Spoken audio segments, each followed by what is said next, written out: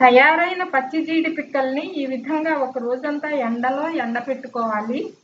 ఈ విధంగా ఎండబెట్టుకోవడం వలన జీడి పిక్కల్లో ఉండే రెసిన్ అనబడే రసాయన పదార్థం వలన మన చేతులకు హాని ఉండదు. ఇక్కడ వీడియోలో చూపించిన విధంగా ఒకరు జీడి పిక్కను 2 సగాలుగా కట్ చేస్తున్నారు.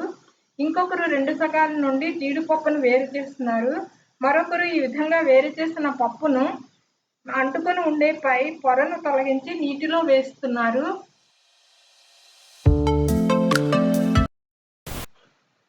ఈ విధంగా జీడిపిక్క నుండి వేరు చేసిన జీడిపప్పును కూరల్లో వేసుకొని అనేక రకాలుగా వండుకుంటారు మన వారు.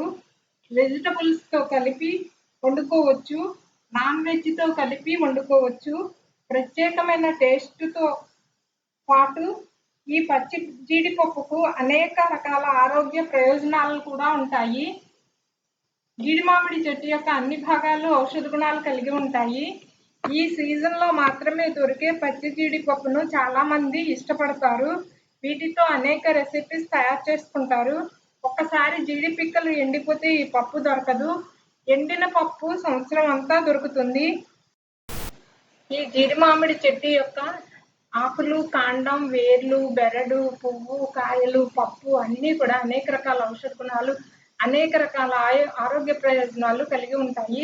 ఇవి నెక్స్ట్ వీడియోలో వివరంగా చేస్తాను. ఈ విధంగా వెజిటేరియన్తో కానీ నాన్ వెజ్తో కానీ పచ్చి జీడిపప్పుతో కర్రీస్ తయారు చేసుకోవాలంటే వీడియోలో చూపించిన విధంగా పచ్చి జీడి పిక్కల్ని కట్ చేసి పప్పు సెపరేట్ చేసి శుభ్రం చేసి పెట్టుకోవాల్సిందే. Thank you for watching. ఈ వీడియో నచ్చితే please like, share and subscribe.